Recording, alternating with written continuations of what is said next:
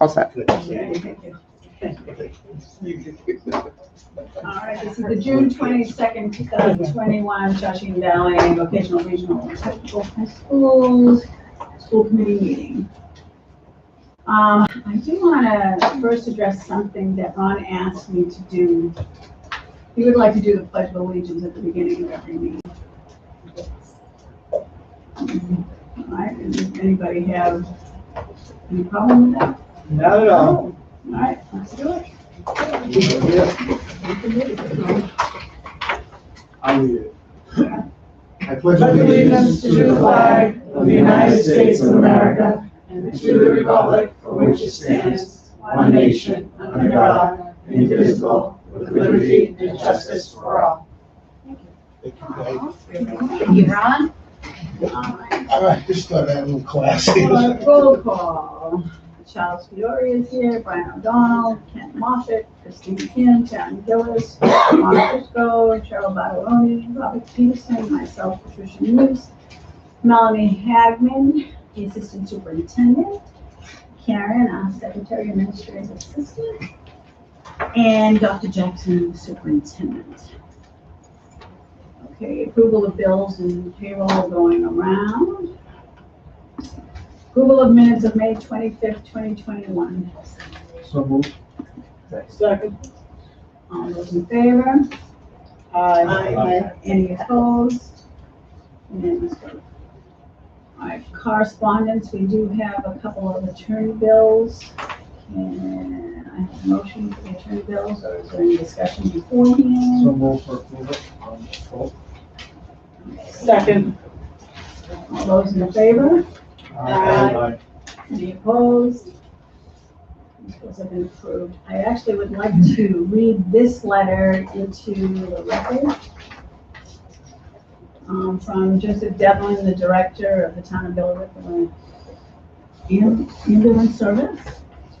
Ms. Cook on 6/3/2021 at 5:32 p.m. Billerica EMS responded to the graduation ceremony at Shawsheen Tech for a 66-year-old male who had collapsed and was in cardiac arrest. The patient was there celebrating the graduation of a family member. He ultimately survived the event with the help of many people. However, I would like to bring attention to the following 4 people. Karen Meister, Shawsheen Health Assistant Teacher and registered nurse. Maggie Joyce, Shawsheen School Nurse Leader. Nina Brophy, Shawsheen School Nurse. And Sherry Buckland, a parent of a graduate from the class of 2021. These 4 people, 3 are Shawsheen Tech staff, and the 4th, a parent who I believe is a registered nurse, exhibited the highest standards of professionalism.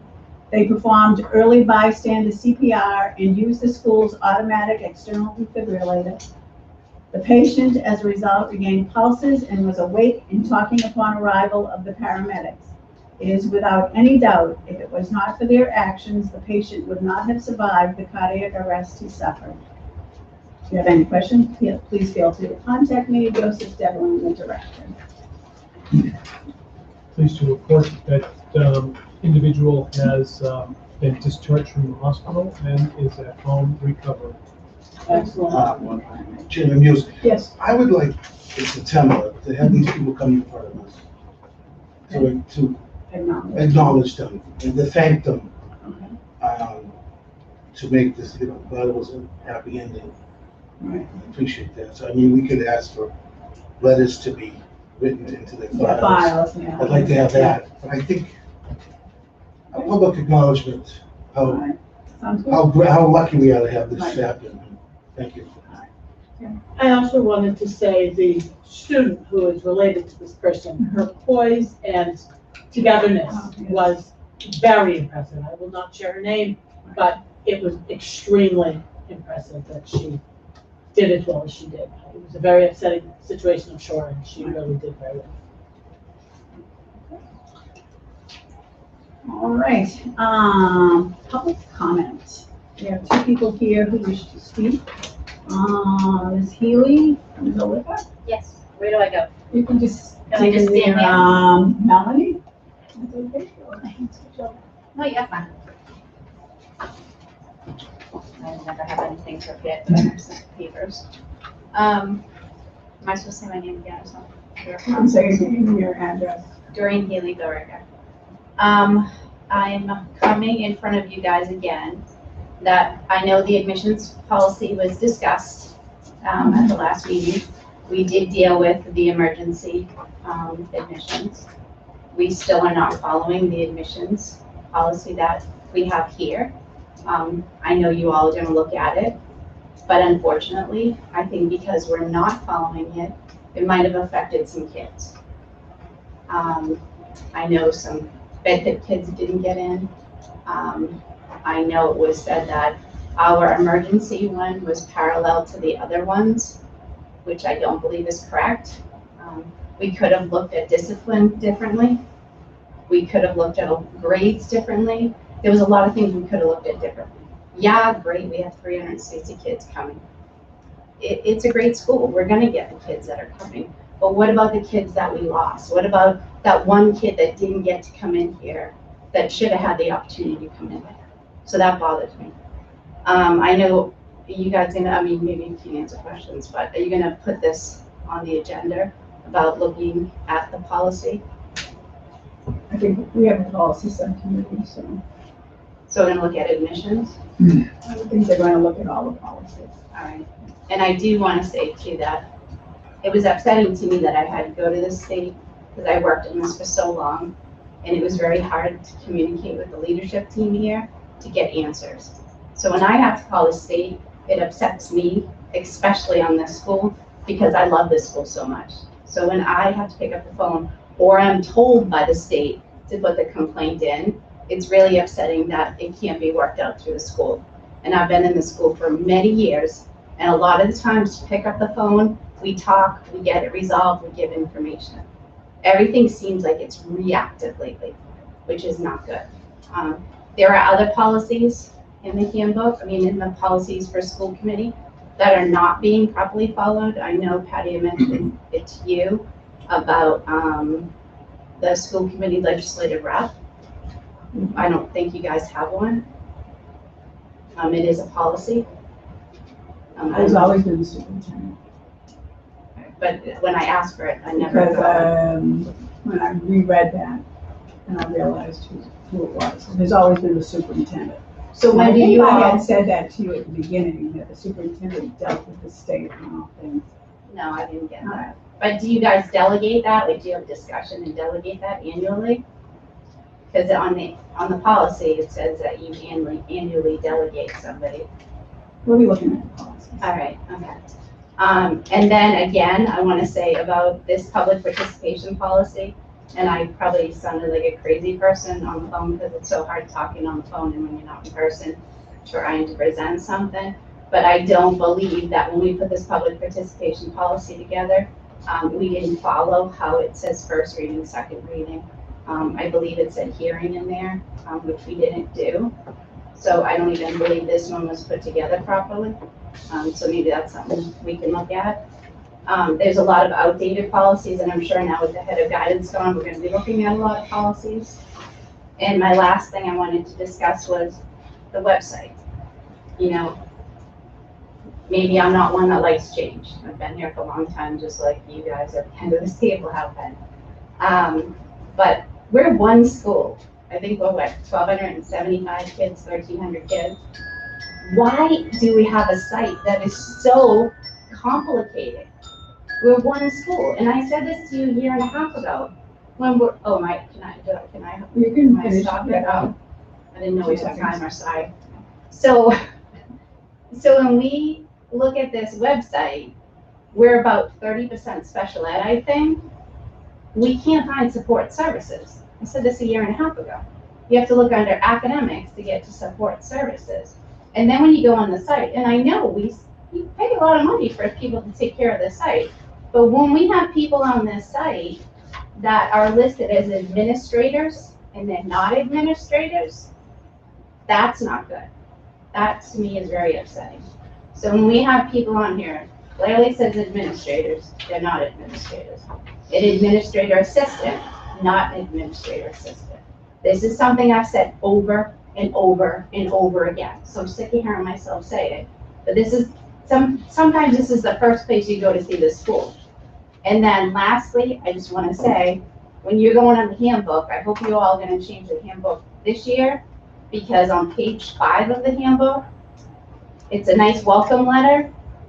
The first person is the dean of students. The second person is the principal. The last person, 1, 2, 3, 4, 5, 7 people down, is the superintendent.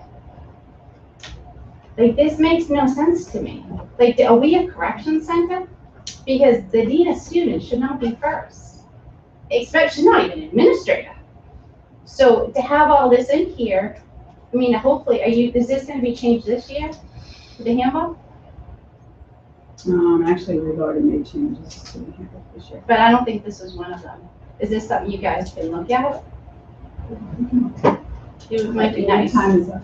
Thank Oh, you. Thank okay, you very much. sorry, I didn't know. Thank you. And a quick thing is, when you guys canceled the subcommittee that I came for at 6:30, was that mentioned publicly anywhere, or did it just get canceled? It wasn't canceled, it was held. Yeah, we The held, meeting was held. Oh, well, I was told it was canceled when I was here, and then you guys came back in and said, we'll just do this quick, and it was taken off the agenda and you canceled it. That's what was told to me in this meeting, prior to this meeting. Well, I don't know about who. We had the Me, meeting, and I it was not misspoke. up. Oh, all right, all right, thank you, I appreciate it, because you said there was an email that was put out that it was canceled, so I figured maybe it would have been on Facebook or something. All right, thank you. Okay. Thank you, Dawn. Thank you, Doreen. Thank Thank you. Debbie Bond. I'm not a good public speaker, so I'll just start with that. So my name is Debbie Barnes. I'm from Billerica. I'm a parent of a sophomore. I also have a daughter who graduated in 2019 and a son who was here for just his freshman year and went back to Billerica High for reasons that I'm about to talk about. Basically, I'm very concerned with the excessive nature of discipline, which I've seen over the last few years that I've been here. Discipline which is punitive in nature and does not utilize progression of discipline. Instead, discipline here is handed out subjectively with seemingly no reason. I actually went to the state website and saw that in 2018 to 19 school year, there were 34 suspensions reported. However, in the 2019 to 20 school year, there were 77 suspensions, and students weren't even in the building for the entire year. That is an alarming increase of disciplinary action. Suspensions in this school are handed out for a myriad of reasons, from a physical fight to a first-time offense of taking a picture of someone. Yes, that actually happened. A student took a snapshot photo of a student. That student punched the student in the head, and both of them were suspended. One was suspended for physical assault, the other was suspended for taking a picture. That seems fair. I'm hoping that the school committee will investigate the qualifications and prior experience of the current dean's office, as well as the lack of training since 2016. Additionally, there seems to be no attempt to get any additional licensure by the current dean. There's no administrative licensure, yet the dean is listed as an administrator, has an administrative assistant, parks in the front administrative lot, and gets paid more than the director of guidance, who is actually an administrator. Our students deserve to be treated with respect as budding young adults and not treated as toddlers. I promise that if these students were shown more respect, they would give more respect to Shawsheen teachers and staff. I believe in our students. Won't you? Thank you. Thank you. Thank you. Thank you. May I ask just a quick follow-up related to one of the items that was mentioned at the top? I believe it was announced by Desi today that they have finalized, or that the comment period for the new admissions guidelines is completed. Yes. So the item is timely, that on a statewide basis, everybody, so the clock is ticking for everybody to revise. I just would ask a question as a newcomer. Has there ever been a report by the superintendent or another administrator on discipline levels in general, how they do or do not compare to other schools? I don't want to get into a discussion about it or about particular people, but has it ever been a subject of a report? I know, and Brent, Not during your my tenure. tenure. Okay. Good to know. Thank you. Superintendent's report. See if I can do this. Disconnected. Thanks, Scott. Can I do I it? think you're doing all right. I'm not gonna look behind you. free. It's a blue screen, but not the blue screen of death, so let's be optimistic. Share your screen. Oh,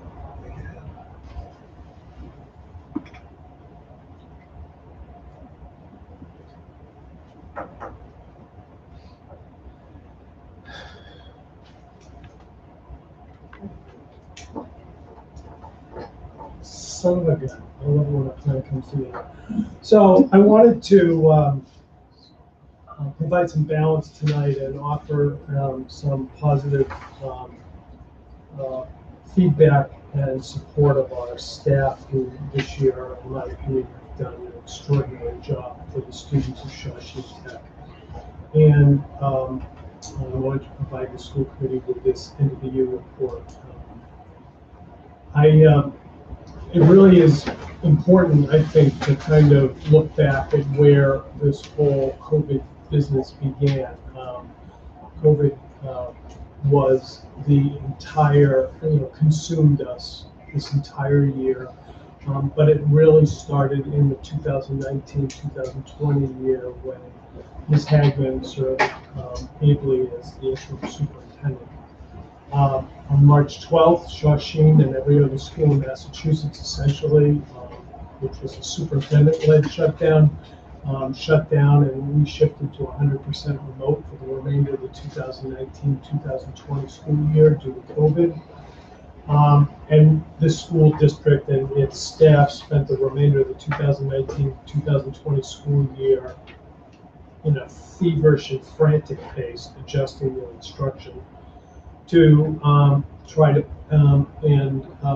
plan end of the year events under which can arguably be called the most extraordinary of circumstances. Things were changing on a moment-by-moment basis, and I think that under Ms. Hagman's leadership, the Shawsheen performed extraordinarily well at the end of last year in response to all of this. An example of that, some of those things that go unnoticed and unnoted, our cafeteria staff actually during the first part of during the end of the 2019-2020 school year, when Ms. Hagman, Ms. Fiola, and a few other members of our office staff were here, and our cafeteria staff reported as well, and developed and served over 2,000 grab-and-go meals for our Shawsheen students and community members. No questions asked. Any member of our 5 communities who felt they needed either breakfast or lunch or dinner could avail themselves of that service. And our cafeteria staff performed magnificently. The class of 2020 graduated here physically on site by shop over a period of several evenings, and which actually gave us the idea of changing the graduation that we held this year to a shop-by-shop basis as well. The summer of 2020, I joined you on July 1st, walking into the hornet's nest of COVID, and we spent the entire summer reacting to constant changes of guidance from DESE, the Department of Public Health, the governor's office, oftentimes conflicting guidance, lack of guidance, late guidance, changed guidance. We were basically it was a group of superintendents who basically ended up having to get together and try to make plans for this local area. Across Massachusetts, the first day of school was delayed by 10 days to allow Massachusetts teachers 10 days of preparation. I'm bringing this up just to kind of remind us how far we have come. We actually remained closed for the first day and started on September 14th. The school committee ratified what I consider to be a model memorandum of understanding with the Shawsheen Teachers Association that allowed our teachers and the administrations to maximize our flexibility to address changing circumstances as they arose. I can't tell you how many superintendents were stuck underneath the weight of arbitrary and rigid memoranda of understanding that did not allow them the opportunity to pivot at all when circumstances changed. The agreement that the school committee signed with the Shawsheen Teachers Association did allow that type of change, which allowed us to respond much more fluidly and seamlessly. We did choose a hybrid instructional model from the beginning. That was actually quite unusual. Again, we take that for granted. All of our teachers reported to work on the first day of work and worked here locally, whether they taught remote or they taught in person. All of our teachers were physically in the building for all of their work year. Again, that was very unusual in Massachusetts. It was not the normal thing. And we did open school to students on September 14th.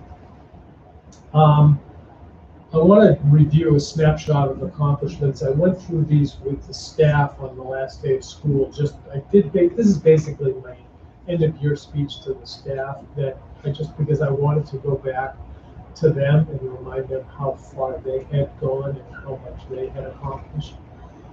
Our snapshot of accomplishments. I would argue, and I know for a fact, that Shawsheen students receive significantly more in-person instruction than any of their high school counterparts in our member districts. Some of our member districts were fully remote until the November, December timeframe.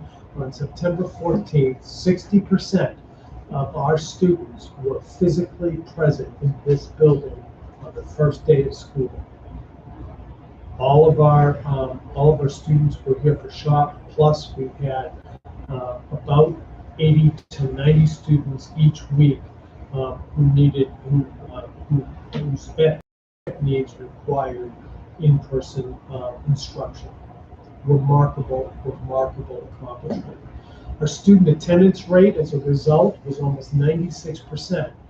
Actually, interestingly enough, that's actually a little low for Shawsheen, but it actually is still at least 2 points higher than the statewide average. So our students, not only when they were remote, they were attending because we were taking class by class attendance, and our attendance rate was published by the state through I think about April 1st was the last time they published a statewide rate. We were at 95.2%. Our special education department conducted over 200 three-year reevaluations. The average every year that they should have been doing and weren't doing was about 100. And we'll talk a little bit how that came about. But we have moved towards compliance with DESE regulations. But most importantly, we are able to provide our teachers with better and more up-to-date information on the students that they're serving. Our freshman class completed a full 14-week in-person exploratory program. Again, something we take for granted. If you, Greater Lowell, Greater Lawrence, Neshoba, even Minuteman, at least half of their exploratories were remote. We were able to give our freshmen a complete in-person exploratory program. And actually, now that I think about it, that is not accurate because there was 1 week we missed and we were shut down for 2 weeks in October. So that actually, they did have 1 week that was not in person. So I stand corrected. We have to fix that. I am very proud of the recruitment that we've done for the class of 2025, our incoming freshmen. We have a full complement of 360 students coming and will be arriving this fall. Our student athletes were able to fully participate in their sport regardless of the season. Every student athlete had an opportunity to participate. A lot of school districts didn't participate in fall. They waited until winter 1 or fall 2 to start participating. we began participating right at the beginning. As of June 2nd, our co-op numbers, we had 185 seniors who were out on co-op out of 313 total. That actually is not Shawsheen quality numbers traditionally, but that still, I would argue, will be among some of the best in the state. Many, all of the health-related environments we were very reluctant to put students into nursing homes and nurses into co-op assignments where, because of safety reasons, particularly in the early stages. I mean, we have to remember what was going on in September in nursing homes in our communities. It was life-threatening to put students into those situations. So our particularly area in our health-related, we were very reticent and kind of pulled back a little bit on our co-op experience. And right now we have 81 juniors already in our co-op program. Rich LeBoy, our co-op director, has retired. So we will see how we're looking forward to see when we continue to follow these numbers as we return to normal in the fall. The school committee was very supportive, and we'll talk a little bit during the budget transfer discussion. Supported our request for 2 additional staff members. We added a special education teacher through a budget transfer and a half school psychologist, half team chairperson through the budget, without adding to our budget. Those were 2 requests that came from our new director of student services and recommended by me to bring forward. Using our federal COVID relief funds, we put laptops in the hands of every Shawsheen student. Without spending a nickel of local budget money, we were able to shift Shawsheen to be a 1-to-1 laptop environment using federal funds. And our Skills USA competitions took place, all virtually. As a matter of fact, we had 7 Shawsheen Tech State gold medalists in Skills USA.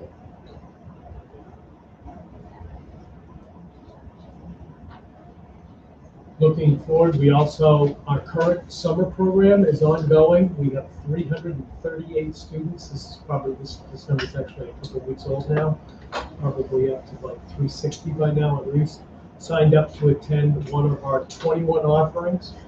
And 12 of those offerings are sold out. I want to read an email I got today from Kevin Bloom, who's the programming coordinator for the summer. He wrote me and other administrators a quick story that illustrates why we run summer programming here at Shawsheen Tech. Yesterday, more than 50 students ages 8 to 14 attended day 1 of a 4-day baseball clinic run by Coach McCarthy and assisted by coaches McIsaac and Tate. At the end of the day, Coach Mack invited everyone who's available to come watch the Shawsheen Rams play under the lights against Salem in the MIAA Division II state tournament. 19 campers, along with their parents, came to campus last night and watched Shawsheen rally for 3 runs in the final inning to beat Salem to advance to the quarterfinal round. The atmosphere of the game was electric and the packed facility shining bright. And you saw those youngsters showing their parents around the facility like it was their new home. At one point, you heard a group of them saying, "There's Coach Lee behind the plate catching." Actually, Coach Lee is Shawsheen freshman Brendan Lee, who is one of Coach Mack's players working the clinic. There is no underestimating the connection these 19 youngsters now have with Shawsheen Tech. And that is why we do this program, not only to serve our community, but it is an extension of our recruitment process. Get these kids on campus, get them connected to this school in a way that's very personal to them, and establish relationships, and they really want to come to it. And this is an integral part of our recruitment process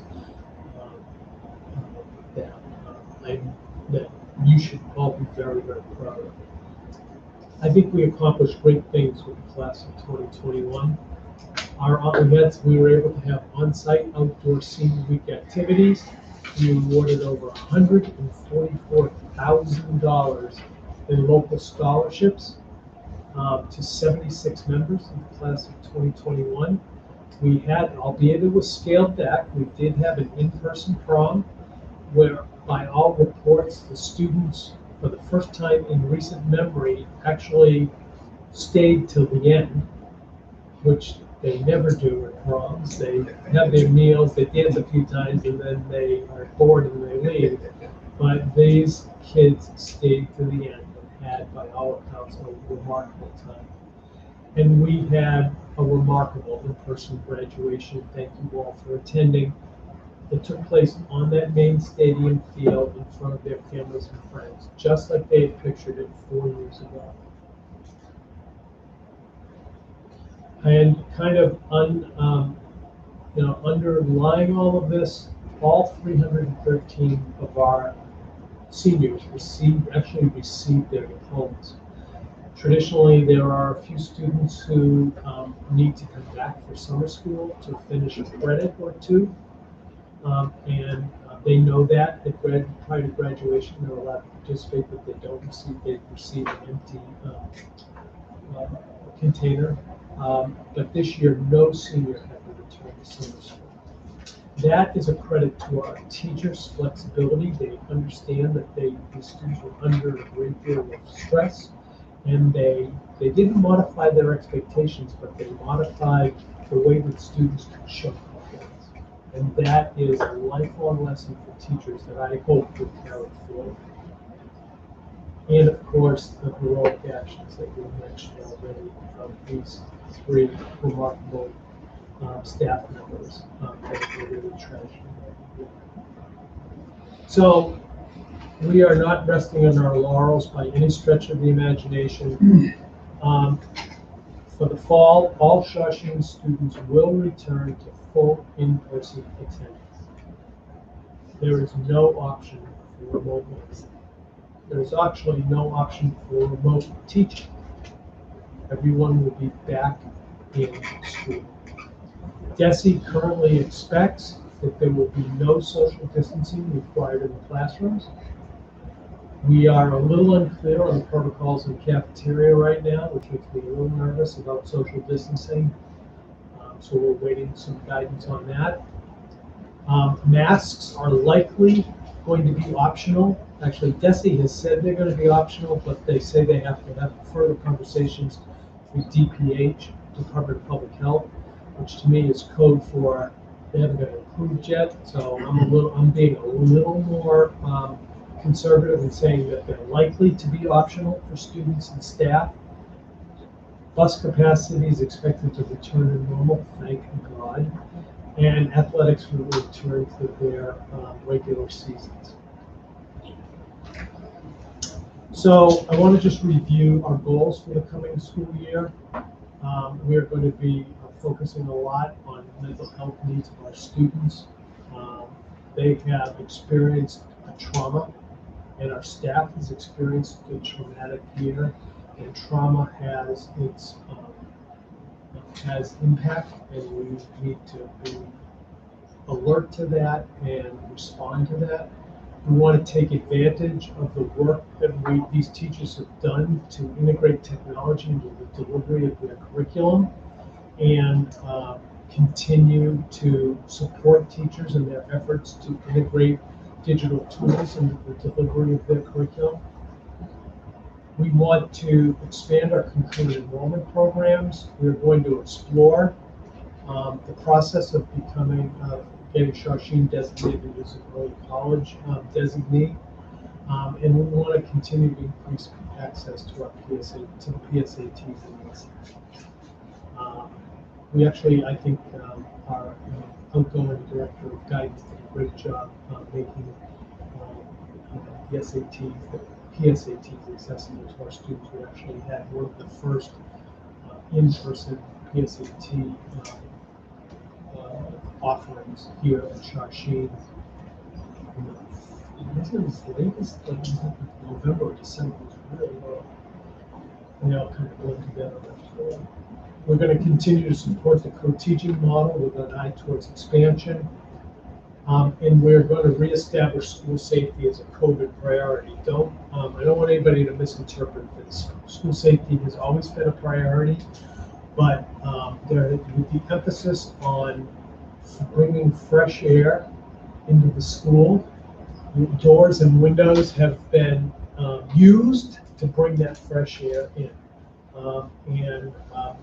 and as well as with having a tent outside where students have been having lunch, we are going to, we have had to react and be a little bit flexible, but we need to kind of reassert some old habits about making sure doors are locked.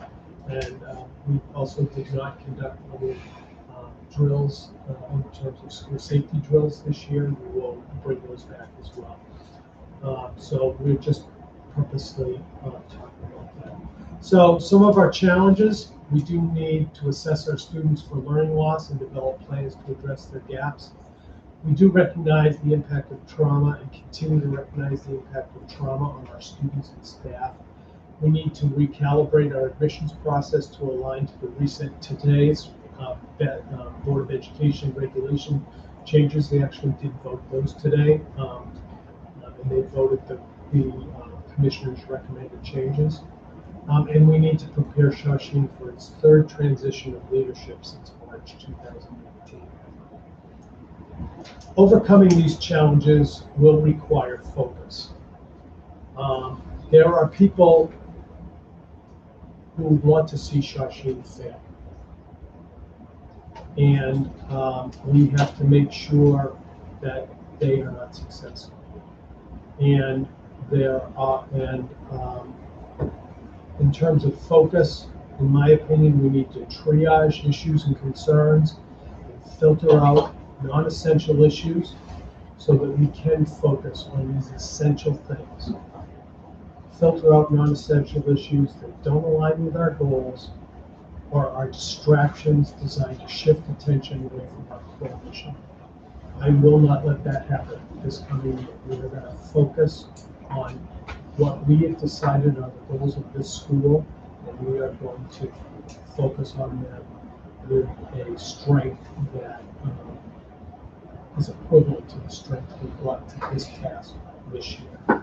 In closing, I just want to thank all the members of the Shawsheen community, the school committee, Melanie and her staff, Ms. Cook, the administrators at the high school, and all of the teachers, cafeteria, custodians, administrative support, and everyone for making this a safe and successful school year.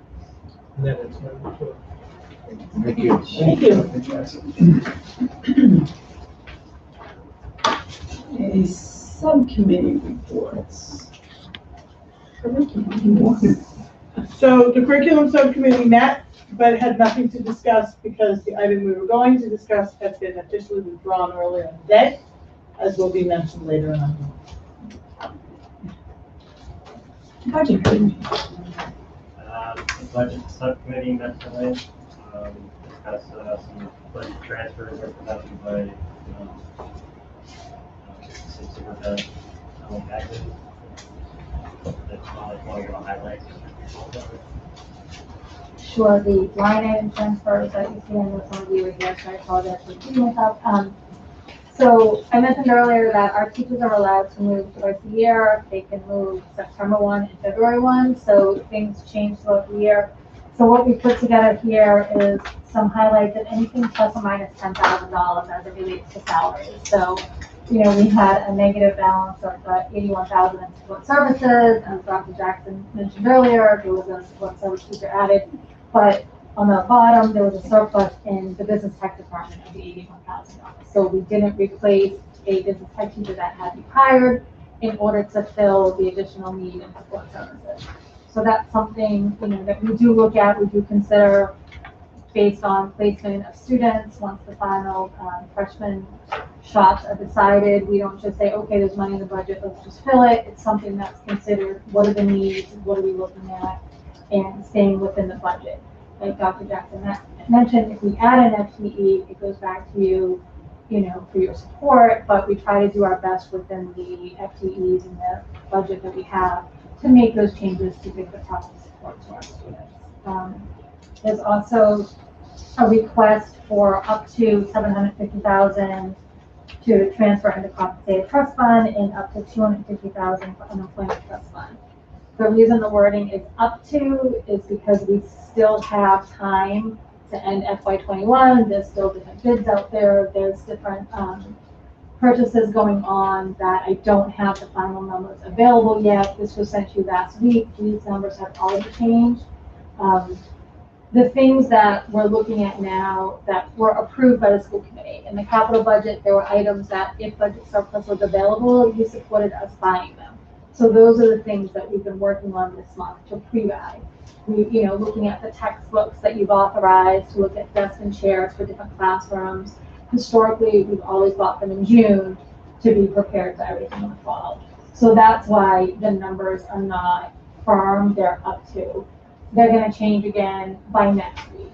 The goal is to always keep our 5% in the excess and deficiency. That's kind of like our safety, that if something happens, we don't have the ability to go back to our £5 in December and say, hey, guess what, we need more money. So we need this 5% put aside as a safety for us. If something extraordinary happens, we can go to communities and say, we need to use our E&D, we have extraordinary expenditure, we need your support to do this. And so that's why I'd like the up to these dollar amounts, keeping the 1.6 million in our free cash so that we have that available going forward if needed. The compensated absence, I mentioned that our teachers are entitled to sick leave buyback. They're also entitled to early retirement incentive if they meet the criteria. But some of our teachers can get up to $34,000 between the $29,000 sick leave buyback and possibly $15,000. It adds up quick. And they don't necessarily have to tell us until August 1st. So we're already into FY22 by the time we get some of the notifications. So it's difficult to plan almost a year and a half in advance. But we know over the next 4 years, we are going to start seeing an increase in retirees. We have 2 confirmed. We've got 4 to 6 talking that they will be leaving in the next 3 to 4 years. I believe by putting this money aside now, it's going to help us. It's going to be our safety. This COVID relief money that we're receiving, this is going to be the last of it that we receive. We received about 725 this year. We're going to get 737 over the next 3 years total. We have decided that we're writing the grant, that we're going to spend it over the 3 years. We're not looking to spend it all in one, but that money is going to dry up. So this will protect us. This money will be in these trust funds when needed. We can go back to the school committee and say, we've got 5 retirees coming. We need to withdraw the money from the trust fund to pay them. This way it will have no impact on the 5-member towns. It will not be part of the budget. It won't be part of their assessment. We'll take it from the trust funds to pay it. So this will help protect us going forward. Unemployment, everyone's submitting for unemployment right now. We spent about 50,000 last year. We spent about another 50, 60 this year. Everyone's getting approved. We challenge as many as we can. Trust me, the ones that are wanted to challenge. But typically they get awarded unemployment, and where we're self-paying, we just receive a bill that we have to pay. Now, what is the current balance of the compensated absence? It's about $3 million. It is up there.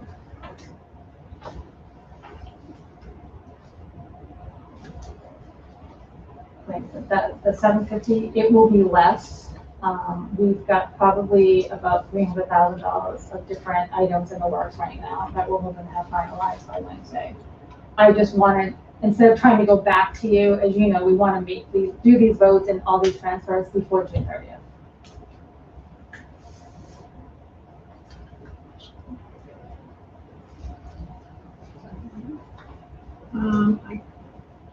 Before your recommendation, did you have something else in there? I thought you had said something during your presentation. Okay. Yeah, now. We need a motion. Yeah, so just the way it was voted at the subcommittee was to, two separate votes. One was to approve the line item transfers in your packets, and then second, as Melanie stated, was 750 from fiscal year funds 21 to 750 moved to the compensated absence trust fund, and 250 to the upcoming trust fund. Those two separate votes. It was recommended by subcommittee, all committees, and three for All right, so now I guess the motion. I'll make a motion that the school committee adopt the recommendations of the budget subcommittee. Well, we need two separate motions. Have to make it okay. Yes. Okay. Okay, let's try again. So we want to say, all right. I wanted to say,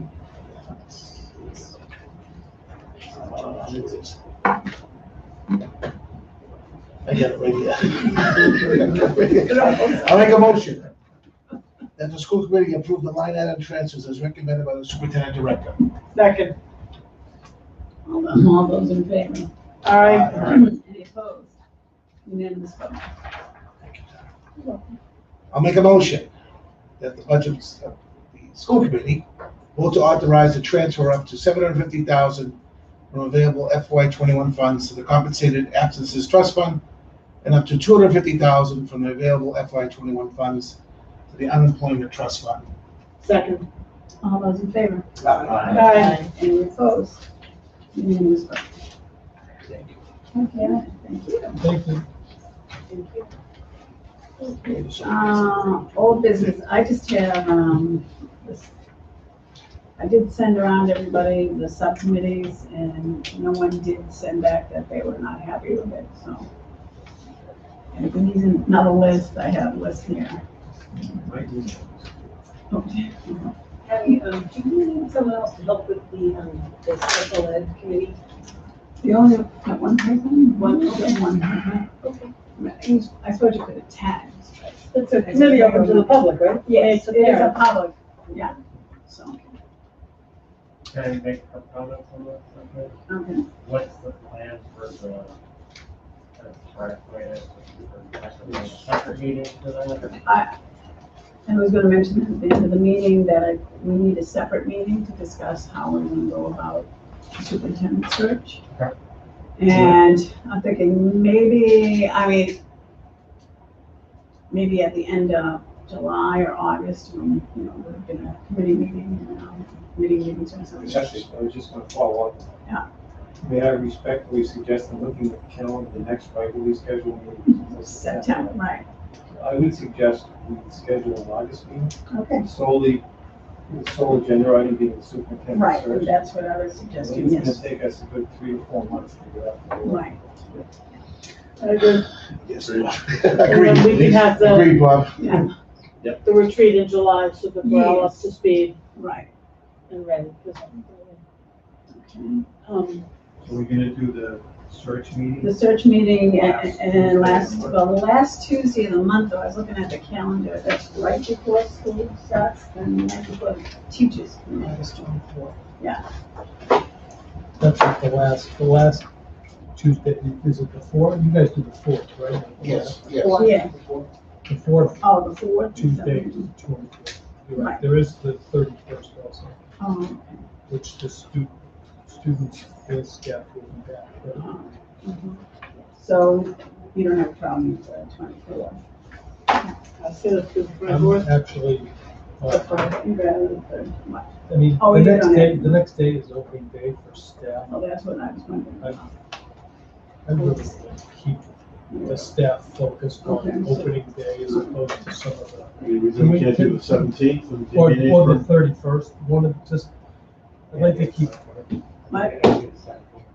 This is just the first meeting to discuss our plans. We're Right. not, Right, we haven't selected a search committee yet, so. no, this is just to talk how we want to do this, how we want to go about this. 17th, I'd like the 17th if it works better. for you.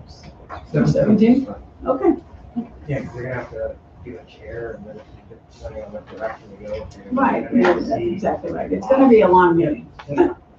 So hopefully everybody's calendar will work, and I'm We'll have plans. Since it may be a longer meeting, could we start at 6:30 instead of 7:30? I say certainly. I think that's a great. Probably start at 6. Probably start at 6. Yeah, I mean, I just, 6 would be great. I didn't want to, I have a flexible schedule at work, I didn't know if everybody did, so. 6 would be great. It's okay with Works everybody? Can August I 17th. add that Minuteman is also opening up their search right now? Right, I heard they were a little delayed or something. Yeah, Something's so going on they in have an RFP due today to hire a search Right. committee. Yeah, so I just wanted to share that Minuteman's close by, that they're Yes. also, I knew that. okay, So sorry. August 17th at 6 p.m. Just put it off. What is the reason to I wait just- till August instead Like I of said, July? I just don't want you guys to delay Why and wait then somebody that long? that. Yeah, it's summer, and I don't think it really matters that little month, you know, I'm not sure a month matters, I mean, it'll take, the whole search will take at the most 6 months. And that's really making it very long. I would also like, I mean, I think the new trade, what are we calling it, the school committee retreat, I think that'll be a Oh, nice. that's right, we wanted to do I'd like to do something. that beforehand because Kent and I have only been school committee members in COVID. 4 of you are brand new school committee members. We have 2 very experienced and 2 experienced. I think, you know, I would hope that maybe at the retreat, some talk is about, you know, sort of how does the superintendent search committee work, just in general terms. Right. So that those of us who have never done one come into a meeting in August with at least an idea of how a search could operate, even if it's not, you know, obviously we're not gonna make any decisions at the retreat, but just sort of an informational. It's really gonna be like a bonding session. I think August works. Yeah. And just, if we don't find what we're looking for, we have to try a different way to go. I like having a little bit of a cushion. I don't think we have enough time, no matter what, for 2 searches in a year, so I think that's a that'll whole give other you, issue. I really do. I mean, I think 6 to 7 months would be max. Right. We're gonna be organized. We're gonna be on time and organized. Well, last time, well, we started November. I came on in September, kicked it off in November. And March. Yeah. Yeah. So if we meet in September, we can hopefully start in October, and it's already a month ahead. Save that for another day. I'll listen to that. August 17th, 6 o'clock. 6 o'clock. Okay, and school calendar, oh, no, professional development. So included in your packet is the 2021-2022 school year professional development plan. Traditionally, these, at least in my experience, are not approved by school committees, but I wanted to bring it forward to you to show you 2 things. First of all, this is aligned with our goals. And it is important to ensure that you have a professional development plan that aligns to your goals. As simple as that sounds, it's not always the case. And secondly, one of the things that we've changed this year is that instead of this being a plan that was developed by the administration and disseminated to teachers, we created 2 committees of teachers. One that focused on the social emotional needs of our students and one that focused on the technology. And they worked together to develop a professional development plan around those goals.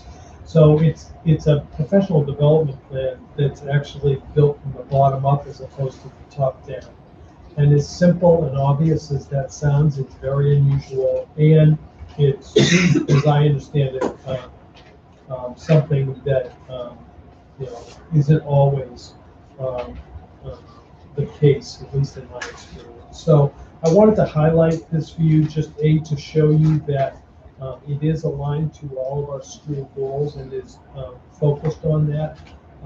The meat of the plan is essentially on page 7, which are the both the homegrown courses and some of the local courses, but mostly through the tech collaborative that for special education, differentiation, and some of our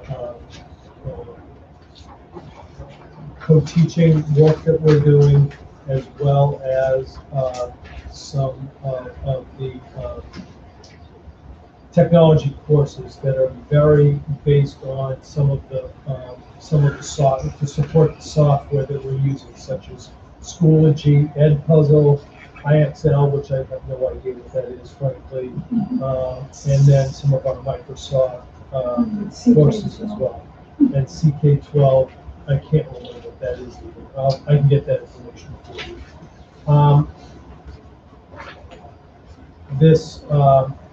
So this is included for your information. I also want to,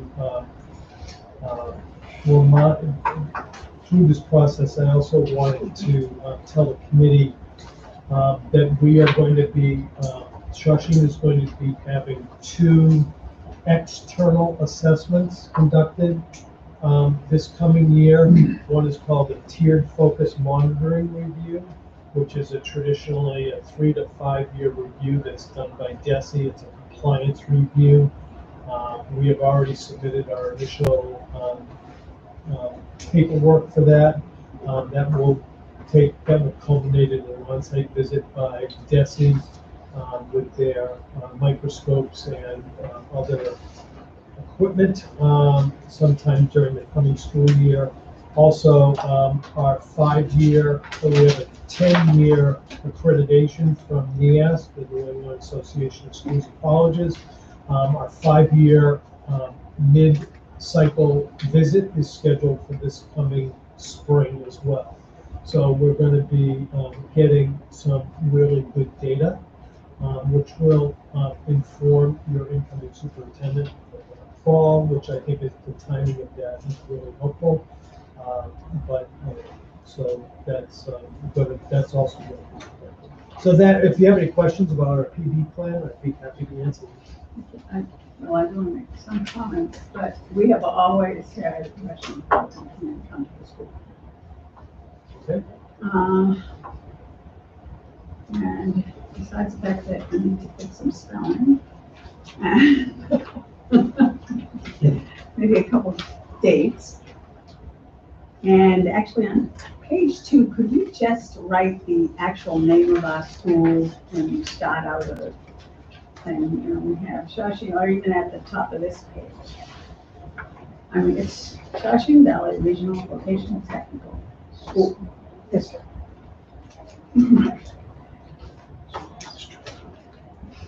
So, I mean, and then you can change it to SVTHS if you want.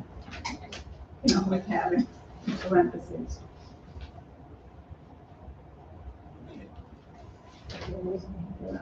Some mistakes in it.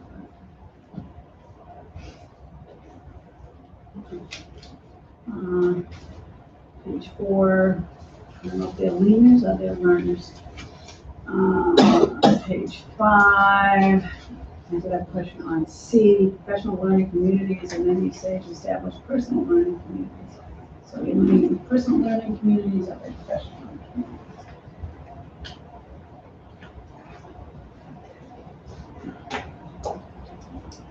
And just at the wrong year on that, on F, it's 2021. On that same page. All right. I do have some issues with professional development, only because we're still teaching teachers how to do Excel and Word. I mean, I would think at this time in their life they should know this. All right. In this Schoology, is that something we use this year? Or Yes. Is it new this year? Yes. We're getting this a lot of They brought it They in.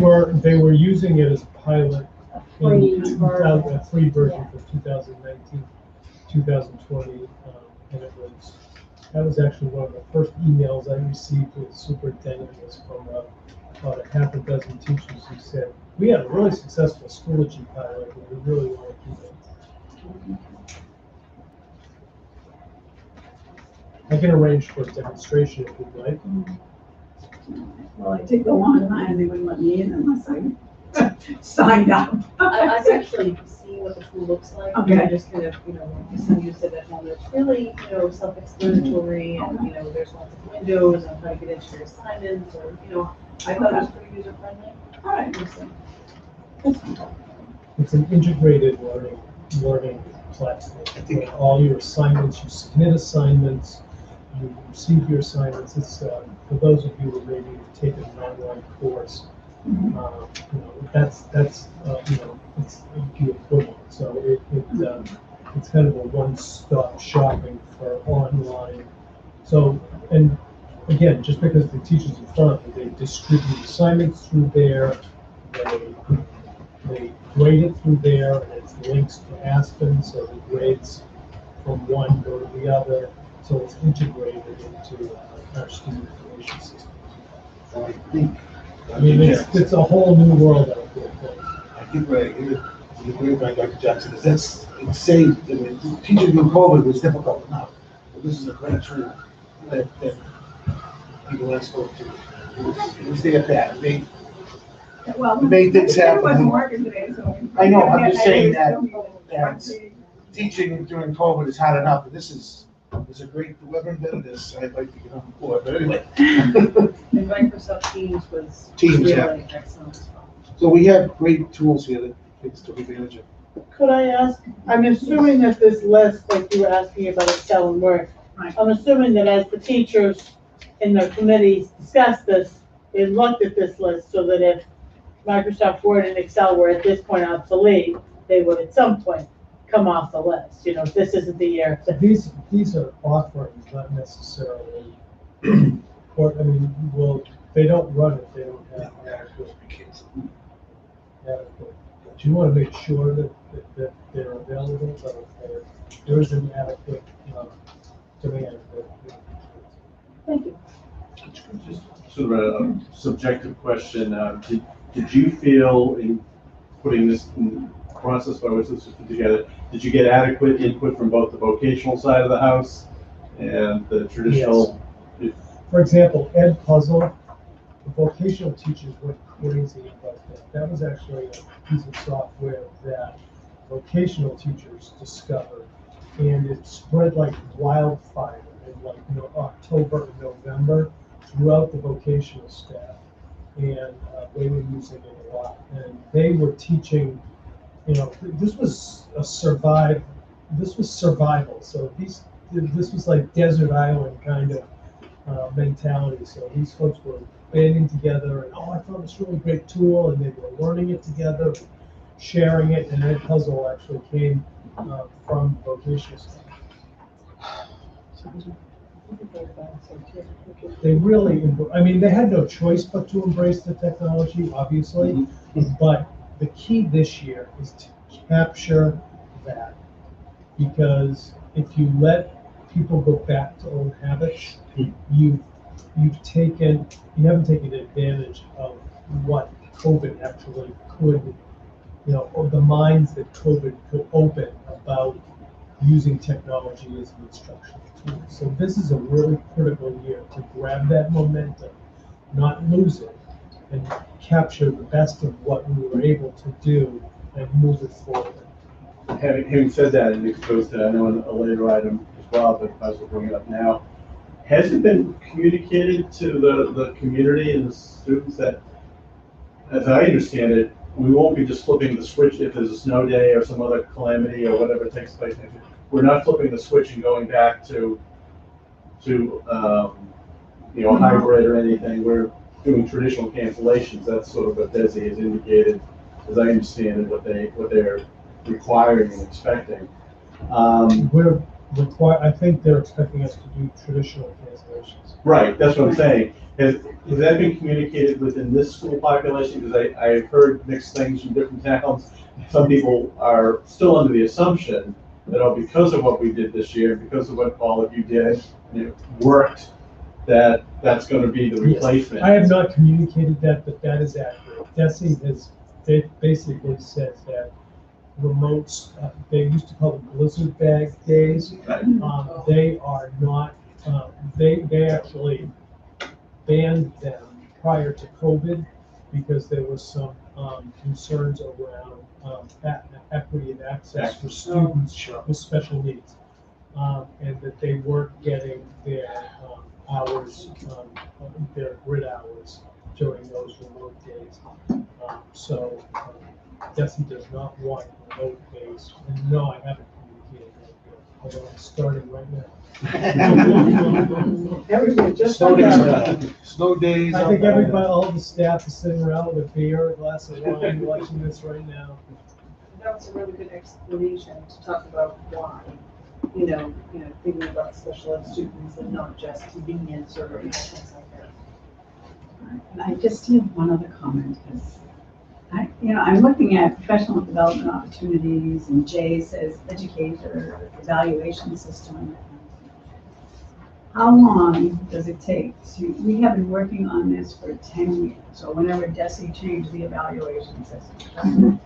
And it's like, so we haven't improved the effectiveness yet, or we all haven't learned how to do this yet. I understand new teachers maybe need to know more about it, but the rest of us should be pretty ingrained in. No, that's part of the goals for, that's integrated into our teacher, our new teacher induction program. I mean, the new teachers, as you mentioned. Right. Definitely. Okay. And our new teacher induction program is part of our professional development. Right. Okay. Can I ask, so post-pandemic support social emotional learning and mental health needs of students, which is going to be a big thing, I think, in this next year of finally getting their feet on concrete instead of water. Do we have like a plan or supports already that we're talking about, or as a school, are there things that we're already talking about doing? Is there a plan to get there? So we've been staffing up. This year. We added another half-time through the school committee's approval, school psychologist. We are COVID, what we are calling ESSER 3, which is the last batch of COVID relief money, the 3 years that Melanie was talking about.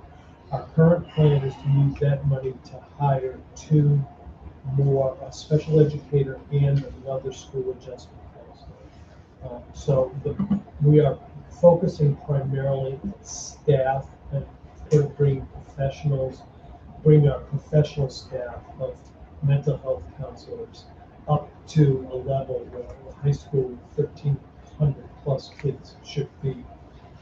This high school is woefully understaffed by their personal view. And then so the first primary goal is to get us staffed up. So staffing for post-pandemic support. And then these, using those folks to conduct, during half days and to be working with people both individually and collectively on trauma-informed instruction and those types of issues to make sure teachers recognize when a student is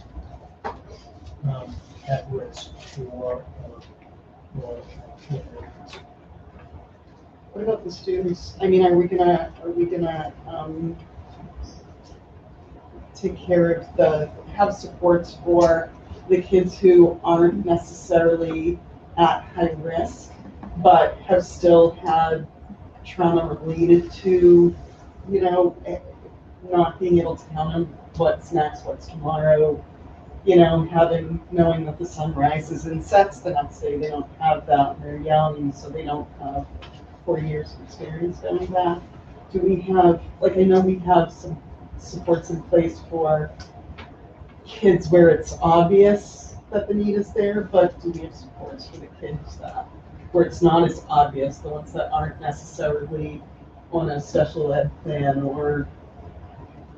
Well, our plan at this point in time is not to test all our students.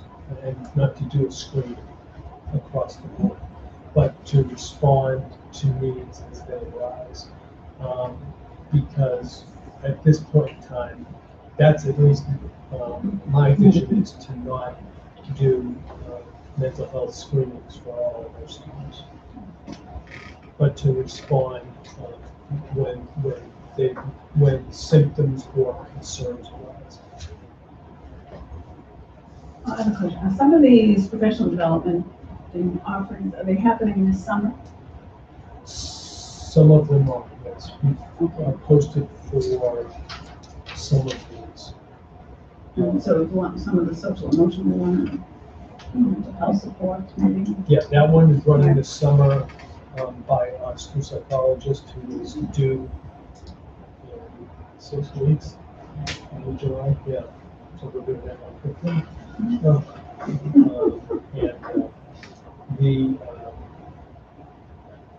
These two, and the course is through tech. Will be going forward. Yes, Karen. I just wanted to add something to what Christine was saying.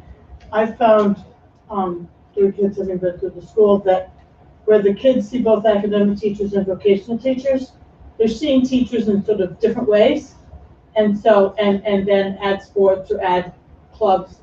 There's a lot of times when eyes are on the students, and maybe the English teacher doesn't see that the child starts struggling, but their shop teacher does, or their gym teacher does, or their coach does.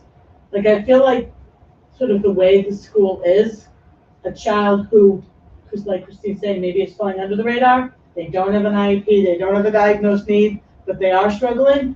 I feel like this school is pretty conducive to catching that and calling attention to it and making sure that the students get the help they need. And one of the other integral parts of any type of mental health or student support strategies is to ensure that every student in the school has at least one trusted adult that they can go to when they have a concern.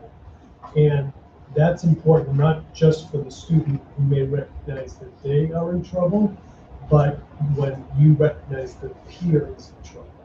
And that is an integral part of keeping kids safe and keeping them supported, is making sure that we have an open door policy where we don't stigmatize students who may be struggling or may be responding in a difficult way. So the issues, that is another integral part, not just adult eyes on students, but taking advantage of the fact that students have peer groups and that the kids sometimes recognize when one of their friends is struggling and know that they should report it. They have an adult that They know they have an adult that they go to, and then that adult knows what to do with that information. Just one more thing, regarding social and emotional. So kids, they've been kind of separated and, and we did come back in the spring, but having, everyone with the stress, and we've been talking earlier about, just, so, there's a lot of stress and someone really kind of gets irritated and react, has these social emotional learning trainings, does it cover, how to not, sometimes, for my kids, I notice if they're really stressed out, I have to step back and say, I don't want to, assume something and be so negative. I maybe want to take a, give them some positive reinforcement, not automatically, go to the extreme at the discipline level, as was mentioned earlier. Is that being looked at as we come into September? That's always been looked at, and I think that actually does take place. It's funny you mentioned that. I was walking through the school on the last day of school, and there was a student who their teacher had just walked them out of the class and was talking to them in the hallway, and the teacher was talking to them about some classroom behavior that was unacceptable. And it was clear to me walking past that student, at the end of the school year, some students really experience a very deep emotional response to the end of school in a very negative way. Whether it's things at home they don't want to return to and they think school is a safer place for them to be, those students have a tendency to act out in negative ways because that's all they can, that's how they process the loss of the regularity of school. And I watched this team, I didn't watch it because I just kind of slowed down and listened and observed as much as I could without being obvious, stopping and intervening. But, and that teacher basically was supportive and reminding the student that they can't behave that way, but not sending them to the dean's office or the principal's office, just, curbing the behavior, bringing the student back to focus, and ensuring that they knew that the behavior was unacceptable and disrespectful to a fellow student. And I don't know the particulars, but it wasn't punitive. It was calming and respectful and professional, which happens here all the time. So that's, I think that's, I appreciate the question because it is,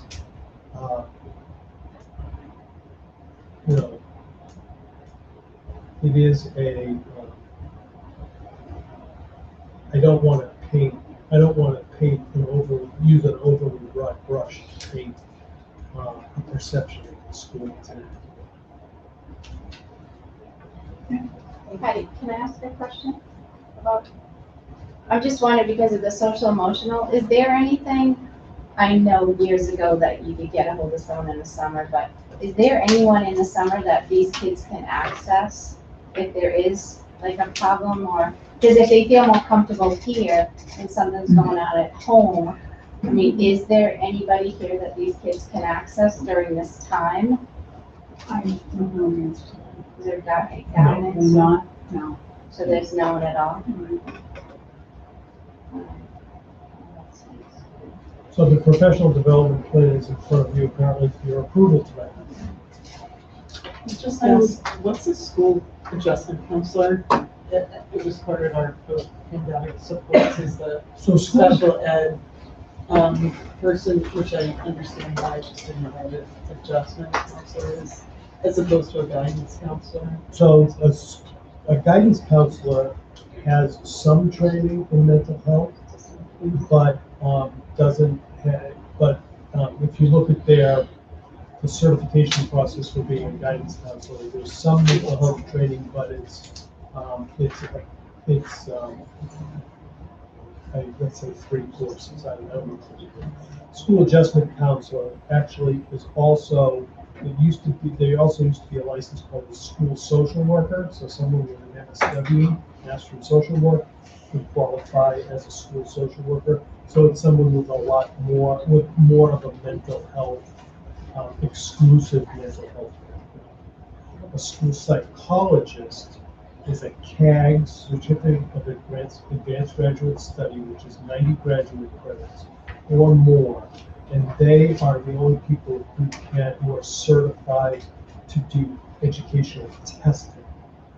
So I prefer school adjustment counselors because they are typically master's prepared, and school adjustment counselors who require the 90 graduate credits are typically more expensive, and you end up using them more for testing, but they're not available for, they get sucked up into testing to the point, I mean, you can't do 200 3-year reevals and do counseling.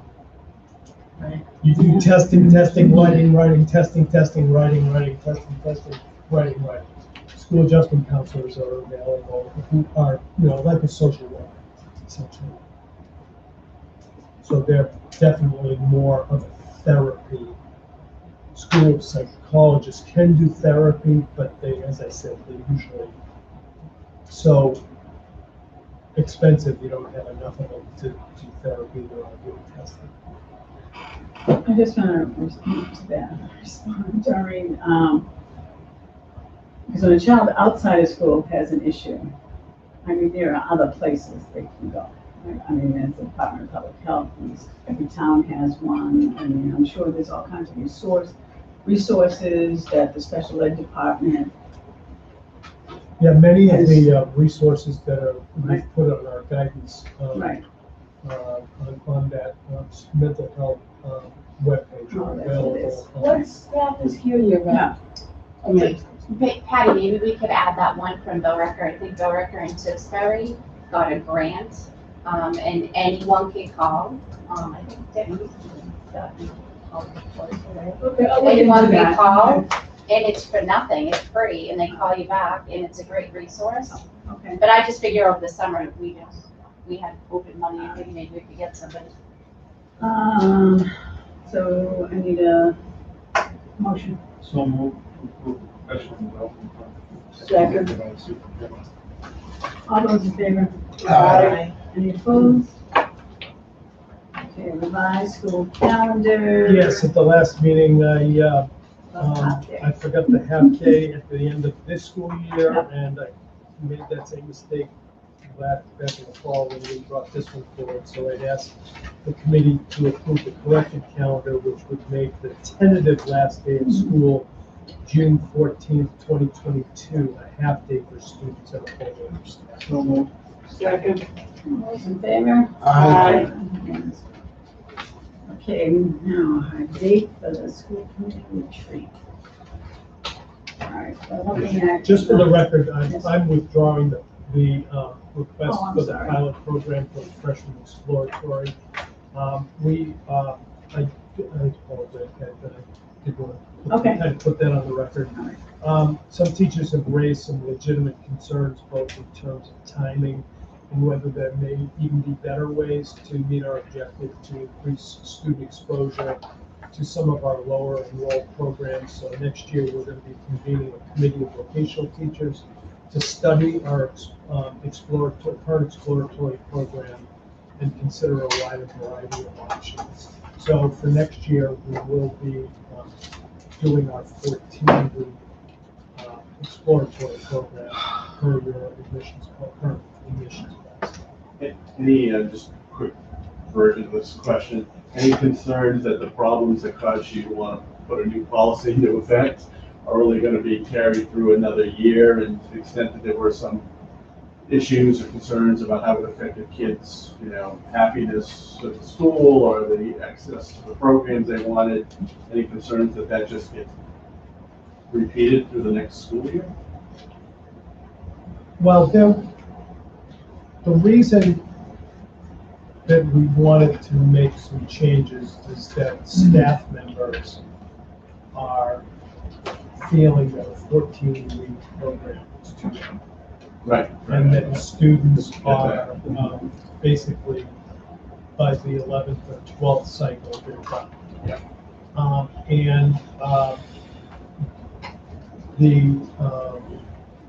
And that's a legitimate concern. Absolutely. Having said that, this plan reduces exposure to, as opposed to increases exposure to, it doesn't provide, it provides less exposure to our 20 shops as opposed to more. And I just felt, and there were some objections to that, rightfully so. And so we felt we need to find a place where we can go. Where we can do it quicker, perhaps more compactly, and move forward. But some of this can be addressed through the explicit scheduling of students into shops, because they only pick their top 8, and they have 14. They have to take 2 non-traditional according to both treatment policy and DESI regulations. Traditionally, that's been scheduled towards the end, where we should mix that in earlier. So kind of some strategies to make to put in some of the, on the surface, maybe weeks that they wouldn't have been their first choice, instead of holding those towards the end, but intermixing them throughout the 14 weeks is one strategy we're going to be employing to try to, as opposed to backload. Thank you. Okay, date for retreat. So we're thinking July. I don't know. Second week in July, and we want to do, I mean, some of us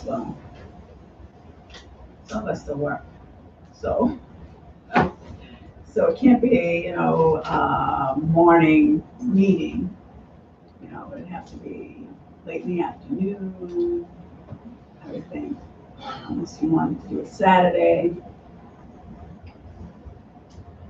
Is the retreat usual here? We've never done it before. This is our first shot. at Really? it. And I, So yes. Patty, I reached out, I called you on this, I reached out to Darlene Torrey and the Worker School Committee, because I know they do it. And I said, Darlene, can I just pick your brain, how do you guys do it? They pick a date out, I think they tell everybody, block, they go 9 to 3 in the school library. I know people are working, et cetera, but that's what they do. She just told me they just do that. That's 6 hours and they get a lot accomplished, but I don't know, we've never done this before, so I won't pretend. Could we do a Friday where, people are willing to delay a vacation weekend? It's often slightly slower at work on Fridays. I know, I work at church, it's kind of an unusual situation. I have a lot of flexibility. But, maybe for those of you that have less flexible jobs, would a Friday be better than another day a week? Friday works for me. I say we do a Friday. Sounds good. Friday.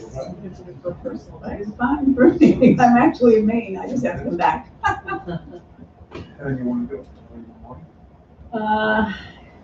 Is that what you like? Like 9 o'clock? Or like a lunch thing? Don't stop at breakfast at your house. No, I mean, yeah, that's fine. That's what Nancy said. She said you could come to my house. At That's your what house, she said. walk your house. No, No. it was a pool instead of getting anything done. Well, we float in water. Yes. I like 9 to 3, personally. You need that. Well, one's right. I said 9 to 3. Yeah, like you said. 9 to 3. What dates are you looking at? Yeah, I would, What would you like? The 9th? I'm trying to think, okay. How many expenses? I'm Could just we pick hoping 2 dates Nancy. so people I can? want Nancy to be able to make it. Yeah, And say that's, so she's still recovering. If she feels good. How about the 16th? I like it 16. You like it? July Yeah, 16th, and that way we still have the 23rd if she needs another week. I'm a little worried about the 16th. Okay.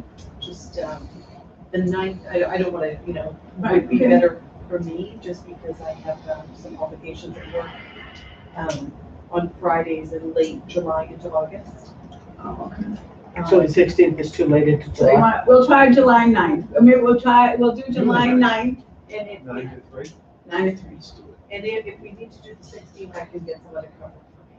Yeah, and then if, Nancy definitely can't make that, then maybe we can, because she's the one who actually suggested this. Yes, yeah.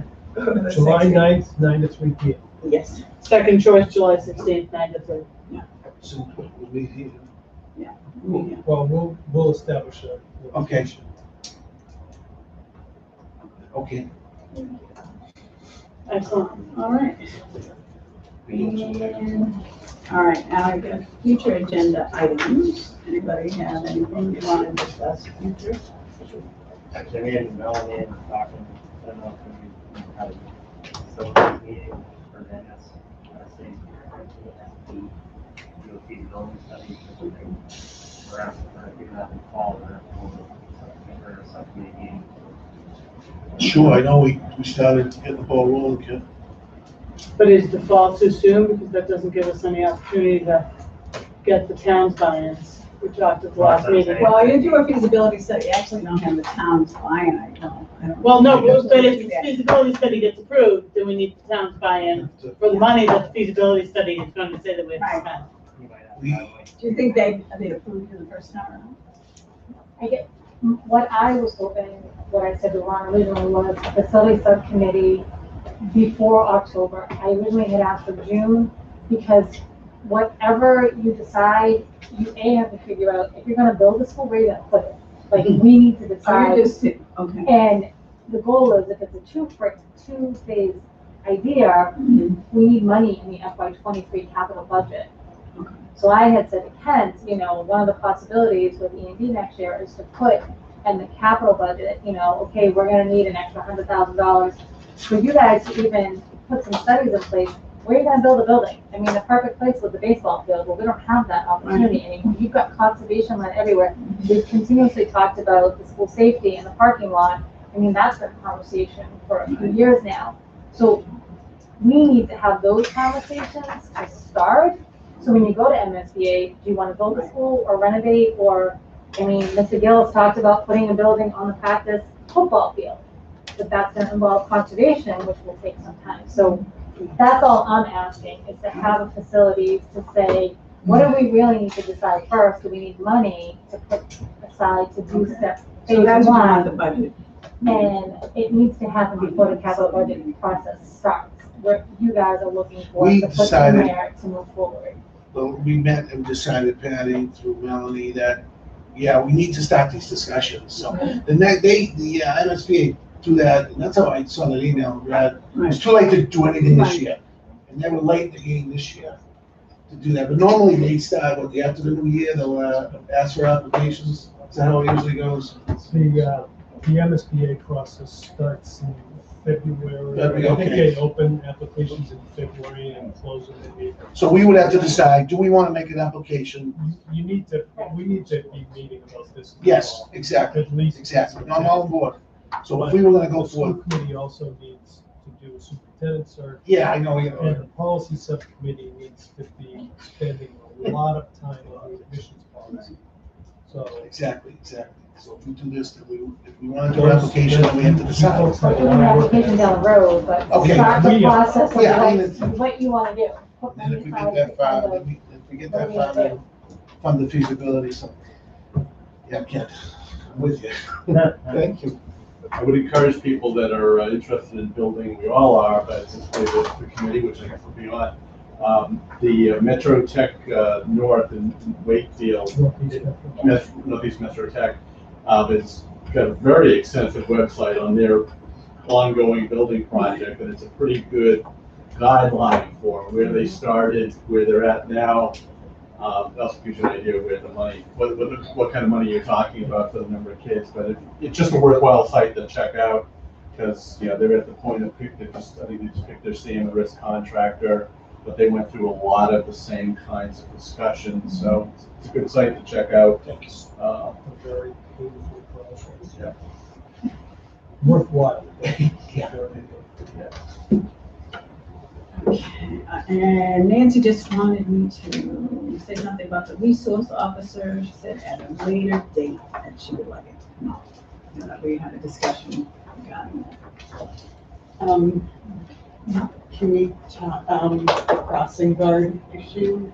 I know that during this, when the kids went back in the spring, it was taken care of by the school resource, Yes. the school resource By officer. our school security. Nighttime security. Right. So, do we have a I'm plan gonna for meet that with in the the- fall? I'm gonna meet with the folks who are supposed to supply them and get us, and talk to them about getting us back to having one, and not our position locally. And then, and then are we gonna meet prior to September for that policy on the admissions? Or No, when does well, that have to be? I think I'm working from memory here. I think it was November the school committees had to submit their draft policies to this. When do students typically start applying? I know the application deadline is February 1st. And obviously, you know, some kids know they want to apply in August and are just chomping at the bit, but when do the majority of the applications come in? January 15th to February 1st. No, but it's December, January. So if the policy committee met in October, November, that would be okay. Well, the policy subcommittee is going to need to meet throughout the summer on this issue. This is very complex. It's going to take a lot of complicated conversations. The administration needs to be deeply involved in the conversations because you know, they need to be, we need to be able to implement. There's a number of different issues that need to be addressed. One is, for example, right now your current policy has a cutoff score. Do you want a cutoff score? I mean, you don't have to have one. The school committee in 2007 said they wanted it. So that needs to be addressed. Lots of stuff. So we, you know, I'm kind of waiting for Nancy to get a little more of an end so I can reach out to her and try to schedule it. I do want to make one more comment about speakers. We have a time in our meeting that public comment is allowed. And I know I gave Ms. Haley, I allowed her to speak a few more times because I do understand that other towns, they do allow public speakers to raise their hand. That is not our policy and it won't happen anymore. If you have a question, if anyone from the public has a question after public comment, they can send it to the chair or to the superintendent and it will be addressed. So I need a motion. Motion to adjourn. I had one other question. Oh, sorry. I'm not sure this is school committee purview, so it may be a moot point, but I was just curious if we could have, if it's under our purview, if we could have a little more details about the changes within guidance and special ed at the administrative level. Sure. Well, yeah, it's September. Okay, yeah, no, I know there's changes, I don't know the details, I was just looking for some more information. Okay. I'd like to talk about a little more about the social emotional too. Okay. In the fall. I don't know what the policy would be able to about. And just one more thing about the subcommittee, I mean, last year when we did the budget, the thing with the change in the director. Right, that will never happen again. I know, that's what I'm saying. Hey, Becca, what happened? If you had, no, so when we did the budget, that changed, that was the first time we saw it. Right. When we did the budget approvals, there was like 2 line items that Right. came up. So my opinion is there needs to be some kind of subcommittee, I don't know what they call it, personnel or whatever you call it, something like that, where that is vetted before it hits the budget section. Because, I mean, you have union stuff, but I mean, what does the union thing do on non-contract years? Like for protected issues like that, so something like that. Oh, should- the raise restructured, question? yeah, like raises, like, you know, something like personnel, or restructuring like an entire department. Just talking about what Brad did when restructuring. Yeah, Yeah. like that should have been vetted, like, I don't know what other people felt, but that was like the first time I'd ever even heard about that until the budget thing, so like that should be something that's addressed at the subcommittee for the. Or it should have been brought up at a different meeting. Yeah. That all of us knew what was happening. Yeah. And unfortunately, that did not happen. So, And that's a big change for like the special education director, that is Right. changing, that's no longer under the committee. That is now, I'm not saying that's a wrong change, but I'm saying that should be something. that should Yeah. be- Okay. All right. Anything else? Oh, you already started a motion? Second. Motion to adjourn. Second. All those in favor? Aye. Any opposed? Unanimous vote. We are adjourned at See you July 9th. 9:11. Whatever time it is. Those go to Melanie. They have